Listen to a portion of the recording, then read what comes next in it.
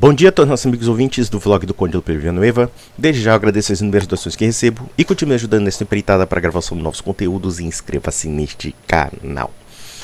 Eu gostaria de comentar a respeito do que aconteceu na França sobre, e eu vou usar aqui um termo bem eufemístico porque dizem que o YouTube enche o saco, por assim dizer, com relação às monetizações, sobre a interrupção da gravidez tornada direito constitucional na França por alcunha daquele bobalhão do senhor Emmanuel Macron. O que nós poderíamos deduzir em torno disso? É que pela primeira vez na história, longe da mulher ter direitos, porque a gente percebe que existe um vício linguístico dessa palavra, uma vez que confunde o direito propriamente dito com a mera voluntariedade, mas por outro lado, nós observamos que a França contribui, paradoxalmente, para tornar o direito à vida em algo inconstitucional. Olha só que coisa bizarra e absurda que contraria o senso do que nós podemos chamar de direito natural e transforma o direito à vida numa mera arbitrariedade do poder constitucional e do poder estatal. Em outras palavras, segundo a Constituição francesa, o direito ao aborto, né? O direito à interrupção da gravidez, e veja que isso aí é uma linguagem eufemística para não falar aquela palavra horrível propriamente dita, implica dizer que dentro de uma determinada fase da vida, o ser humano não tem mais direitos protegidos por lei ou pela Constituição. Mas aqui nós revelamos dois aspectos interessantes sobre o constitucionalismo moderno, como também a própria noção, a própria dimensão antropológica do ser humano na modernidade. O primeiro ponto é que a Constituição não passa de um pedaço de papel que pode ser remodelado por grupos de pressão, à revelia da população, ainda que diga representá-la. Em outras palavras, a própria ideia do constitucionalismo por si só é uma ideia voluntarista. E se nós analisarmos historicamente como se fundamenta a concepção do constitucionalismo, é baseado o quê? No voluntarismo popular, na ideia de uma vontade geral, numa ideia do contrato social, etc. E nós sabemos que tudo isso não passa de uma ficção. Porque quando nós observamos o surgimento das chamadas Assembleias Constituintes, e isso eu estou falando na fase onde há a ascensão do Estado liberal, é meia dúzia de grupos querendo remodelar completamente a sociedade de cima para baixo como se fosse um poder absolutista. E ignorando tradições, ignorando costumes, ignorando toda uma historicidade anterior que até então fundamentava, que até então era elemento de referência para as instituições. E isso sem prejuízo, evidentemente, das referências religiosas e éticas dessa sociedade. Então, o próprio conceito do constitucionalismo, por si só, ele é revolucionário. O caso é que já não percebemos mais isso porque a revolução, dentro do seu devido tempo e dentro do seu estabelecimento, acaba se tornando uma condição sine qua non. Então, muitos conceitos como constitucionalismo, Estado laico, liberdades civis, entre aspas, e a gente sabe que o teor dessas liberdades civis muitas vezes não tem um direcionamento para o bem, mas sim para a vontade. Se nós observarmos bem historicamente isso, são elementos de uma ideia revolucionária que acabou se consolidando histórica e culturalmente e que na prática ninguém questiona porque já se tornou algo consensual entre as pessoas. Mas isso dá a entender o incremento do como o constitucionalismo ele é essencialmente arbitrário. Que na verdade o constitucionalismo é uma convenção que depende de um conjunto de vontades, ou pelo menos de um grupo que sabe impor sua vontade em detrimento não necessariamente de uma maioria. Pode ser que até mesmo uma maioria seja contra certos valores. É possível que uma maioria também seja contra determinados tipos de valores. Veja-se, por exemplo, a Alemanha nacional-socialista, a Rússia soviética, etc. E mesmo na Alemanha nacional-socialista, onde o povo de fato apoiou o partido de Hitler. Então vejam que o voluntarismo liberal é o precursor do totalitarismo. Até porque o totalitarismo é a consequência lógica do liberalismo, ainda que podendo ser aparentemente uma heresia dentro das prerrogativas ou pelo menos dos esquemas de pensamento liberal. Mas são essencialmente ligadas no sentido próprio de que o liberalismo fundamenta completamente os princípios que geram o totalitarismo. Por outro lado, quando observamos que o direito à vida é relativizado, temos que entender que existe uma quebra da visão da sacralidade do ser humano. E isso se reflete no fato de que, se por um lado, a nossa anticivilização da modernidade é uma civilização, se não ateia, cética, materialista, e coloca um materialismo e um naturalismo como dogmas de fé, propriamente ditos, por outro lado, nega-se a ordem. Nega-se que a ordem tenha princípios sobrenaturais, princípios superiores. Então, a nossa sociedade é uma sociedade que, no fundo, nega a Deus. E, portanto, nega não somente a Deus, como também a sua ordem.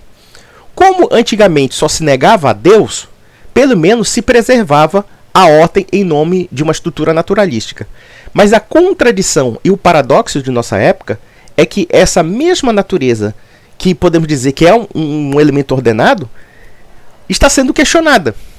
Então nós temos aqui um fundamento para o caos. Porque vejam, por exemplo, vamos pegar ideologias que hoje são em voga em nossas democracias.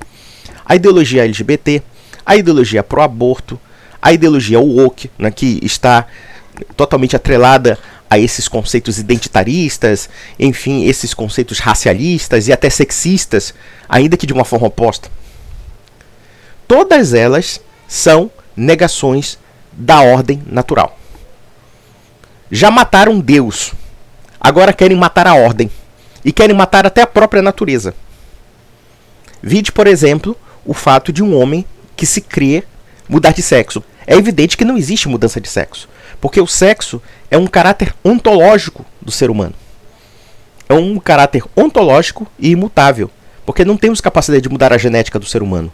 Tanto é verdade que as pessoas ditas trans precisam tomar substâncias, precisam mutilar os seus corpos para reproduzir uma imagem e apenas uma forma daquilo que eles querem, mas não a sua substância, não a sua dimensão ontológica. Mas nós vivemos numa realidade tão louca que a dimensão ontológica está sendo destruída. O ser humano está se desconstruindo de uma forma destrutiva. E essa desconstrução parte também da nossa própria visão dessa desconstrução. Então, por exemplo, nós vemos a relativização do direito à vida, no sentido da constitucionalidade. Então, dentro de determinados termos, certos seres humanos não têm proteção legal. E é esse o aviso da Constituição francesa. Tá? E o mais escandaloso é a festividade em torno da morte. Porque todas essas ideologias, de alguma forma, têm uma paixão pela morte. Elas são obscurantistas na sua essência. Se por um lado relativizamos a vida de um determinado indivíduo porque ele não atende a certos postulados e desejos de certas pessoas, imaginem, por exemplo, se hoje nós temos o direito à interrupção da gravidez. Isso é uma linguagem até nacional-socialista mesmo, coisa de nazista, porque os alemães também usavam esses termos eufemísticos para esconderem os seus crimes, né? Não era o extermínio dos judeus, não, é a evacuação da Europa. Não é, por exemplo, a destruição de povos inteiros, não.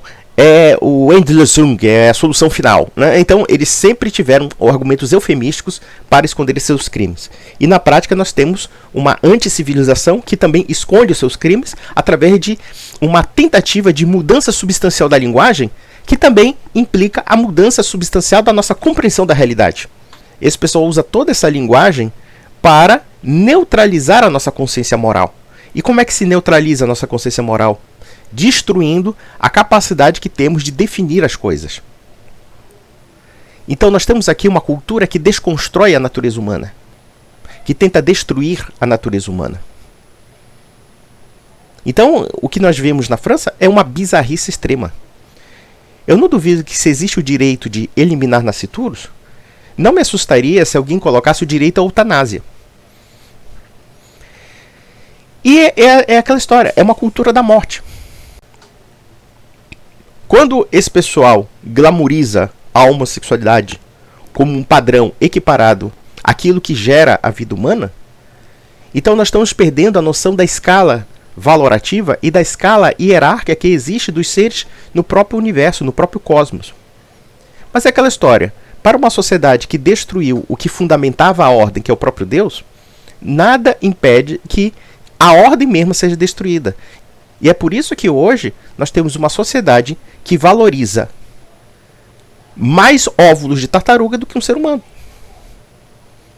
E veja que essa desordem não está somente no aspecto ontológico, mas também comportamental. O homem não pode ser equiparado aos animais. É interessante, muitas vezes, que certas pessoas usem os animais como elementos de padrão para o ser humano. Olha só que inversão! Ora, nós somos seres espirituais, nós somos seres intelectivos, nós temos capacidade de raciocinar, nós temos capacidade de pensar, nós temos capacidade de ter consciência sobre a realidade, de ter a noção da realidade ao nosso redor, coisa que os animais não têm. E, no entanto, os instintos animais, as barbaridades, ou, por assim dizer, os desajustes que existem no próprio universo animal, servem de parâmetros para um ser racional como um ser humano. Isso aqui é uma inversão também. É uma inversão baseada no quê? Na destruição do conceito da ordem. A civilização ocidental destruiu o que dava fundamento à ordem, que era o próprio Deus. E agora quer destruir a própria ordem. E quer levar a sociedade ao caos. E todas essas ideologias são ideologias da morte. Ideologias da negação da vida. O feminismo, negação da vida. Por quê? Demoniza a maternidade. A maternidade é inimiga da mulher. É tão absurdo isso que essas mulheres ditas feministas, que pregam uma falsa independência, que pregam uma falsa liberdade, acham que, por exemplo, trabalhar quase como semi-escravas para o mercado, para o Estado, é mais importante do que ter uma família. A família é vista como uma prisão. E não só a família.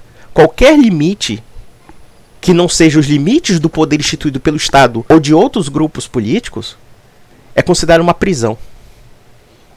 É claro, você deixa de ser mulher do seu marido, deixa de ter filhos, para virar escrava do mercado de trabalho, ou refém do mercado de trabalho, ou das exigências da competição do mercado de trabalho, e quando você envelhecer, você vive uma aposentadoria, mas vai lá ficar só lá num apartamentinho lá, descartada, porque você já não serve mais para alguma coisa.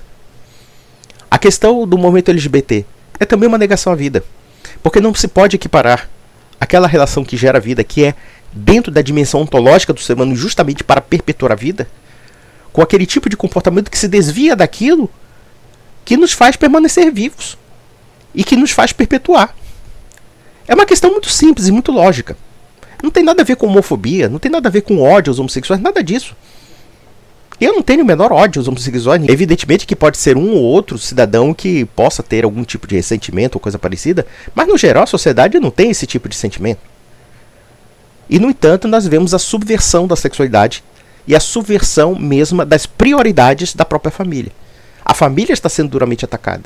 Está sendo duramente atacada porque ela é uma das poucas bases que ainda resistem a esse tipo de mudança.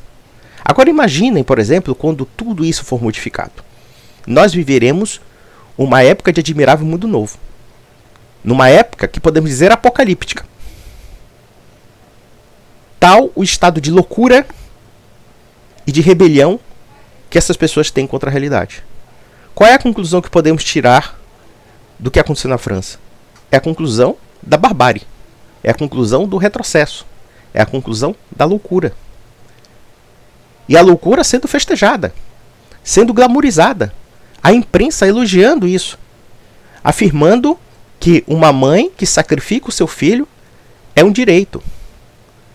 Isso aí é um reino do Moloque, é a religião do Moloque. Se vocês lerem a Bíblia, vocês vão saber que Moloque, o deus pagão lá, exigia que crianças fossem sacrificadas num forno. E hoje, nós temos um Moloque, chama-se clínica de interrupção da gravidez. São matadouros de nascituros. São matadouros de crianças, porque o que está se formando dentro da barriga da mulher é uma criança. É claro que os pró-defensores da interrupção da gravidez dirão que não, que aquilo é um amontoado de células, que aquilo não é um ser humano, ou coisa parecida. Quer dizer, é uma coisa esquizofrênica, é uma coisa que fere a lógica elementar. Então, meus amigos, eu deixo esse depoimento a título de reflexão para vocês. Um grande abraço.